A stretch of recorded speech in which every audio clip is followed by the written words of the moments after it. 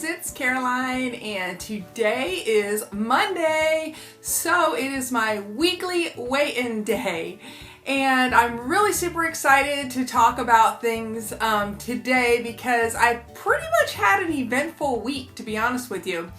I learned a lot of different things and I feel much more comfortable now with the ketogenic diet. I just completed the 5th week on the keto diet and I'm still feeling good. I feel pretty accomplished that I actually have gotten through 5 weeks. I have not cheated, which I'm proud of that too, and it does seem to get a little bit easier as the weeks go on. I mean, I'm not gonna lie, there are times that, my husband's chomping on some chips or maybe eating some candy or, making a sandwich or something that I do think, man, I really want to have that. But it's easy to pass up on that urge now. So I think in the beginning, maybe you have a little bit more stronger cravings and your willpower might be a little bit less. But as you go along, you really, do kind of get used to it. I haven't been quite as obsessive as I was in the beginning. When I first got started, I was obsessing about everything and I was thinking about meals and food and all the different things that I could have, and I bought a lot of stuff. But now that I'm 5 weeks in, I've relaxed into it a little bit more. I pretty much know what I can have, so I'm not really stressing about it. Again, remember, I'm on lazy keto. So I'm not counting macros, I'm not paying attention to all the little details. What I am paying attention to is making sure that I am staying low carb, under 25 grams per day, and I really don't even count those that much because I'm not eating very many carbs, and most of my carbs are coming from vegetables. And moderate protein, which I did have to adjust that from the beginning because initially I was eating way too much protein, and high fat. So it's been pretty easy, to be honest with you. So I'm excited to tell you about my results for this week. Now remember, last week I had, which was the end of week 4, I had lost a total of 14.2 pounds. And let's see here, I lost another 3.2 pounds. So that puts me at a total of 17.4 pounds lost in 5 weeks.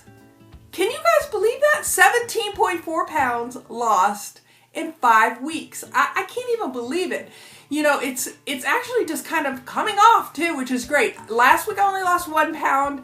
I kind of was thinking this week it would be another 1 pound, but I ended up losing 3.2 pounds. So I can't complain about it. I do drink a lot of water, and I did have an issue this last week. So I want to talk to you guys about that. In my last video, if you didn't check it out, you can check it out. I'm going to try to link it here or here. I'm not sure where it'll be, but I'll try to link it, which was my week 4 update. I had made the Mississippi pot roast, and I also made fried rice. And I was shocked at how good the fried rice turned out, and so I was bragging on that. But I had mentioned at that time that right away I got a funny reaction. Like, I felt like my knees were achy and I kind of felt my body was achy like I used to feel before I started keto, and I didn't know if it was really related or not.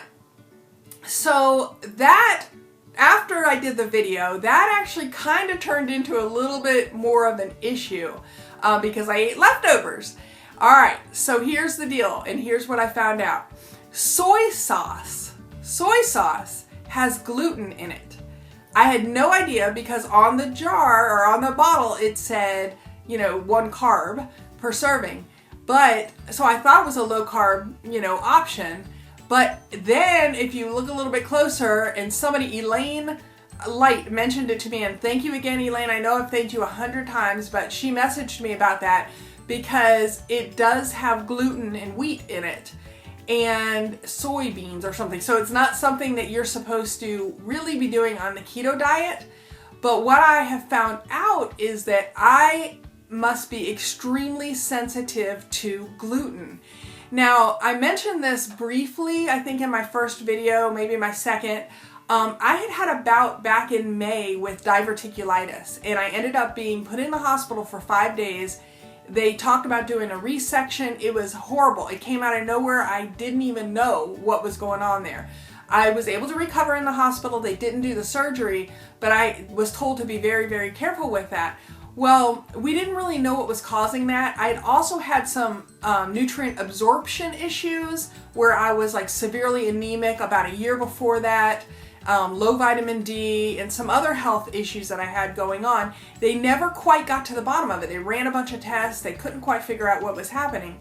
But it appears that I am sensitive to gluten, which I know many people are.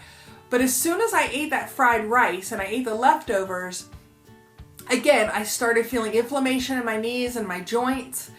And that also means that my insides, my intestines and stuff were inflamed as well.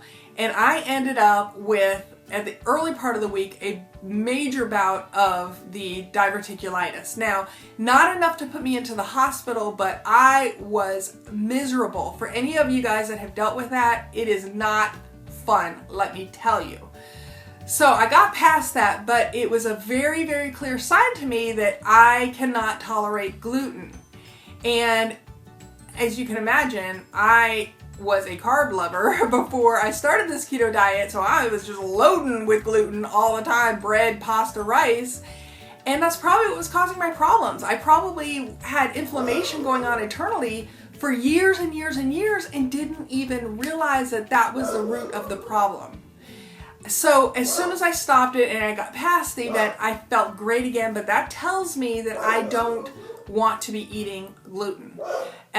So some of you guys may notice that too. You know, if you stop the gluten because you're doing the ketogenic diet and you add a little bit more back in, or you make a mistake or whatever, and you immediately start noticing the inflammation or some other intestinal signs, that may tell you that you also are gluten intolerant. Now, I don't know how far I would go with that as far as what my sensitivity is, but it definitely makes me not want to eat gluten again because I don't want to experience that again. So anyway, I had that this week. Now, if you want to make the fried rice, I did make it again. Once I recovered, there is an option. Instead of using soy sauce, you want to use the gluten-free Tamari sauce. And it's like a gluten-free soy sauce, basically. It tasted the same once I made the dish. There's also coconut amino acids, I think it's called, coconut aminos or something like this. I couldn't find that at my store, so I got the gluten-free Tamari. And I did make a shrimp and chicken fried rice that turned out absolutely delicious. I was so pumped up and excited about it because fried rice is one of my very favorite things. And for me to be able to make that is keto friendly and it tasted like fried rice was exciting for me. You know I said I was going to do a video on that, and I am going to because I'm going to make it again. This week was just crazy. You know, filming videos and then editing takes a long time, and time got away from me last week, so I haven't been able to do that. I also cooked a keto-friendly blueberry bread, and I did document everything on that, so I am going to do a post on that on my website, so I will have that up this week sometime too, and that turned out actually pretty good. So anyway, so that's my weekly update. I want to know how you guys did this week. How did you do? Did you stay on your keto diet? Did you start your keto diet? Did you lose any weight? Did you gain weight? Let me know in the comments below, and also let me know if you are on the keto diet, if you have any reaction when you eat something with gluten in it. Is that just because I'm on keto, or am I really sensitive to it? I'm thinking I'm really sensitive to it. So anyway, I have lots of stuff to do. I'm getting ready to go out and I'm going to score some deals, and I'm going to be posting some deal videos to get you guys ready for Christmas and doing some advanced Christmas shopping. So I want to encourage you to subscribe to my channel and also follow me on Facebook and Instagram at My Coupon Expert or The Real Caroline. And until next time, I love you guys. See you soon.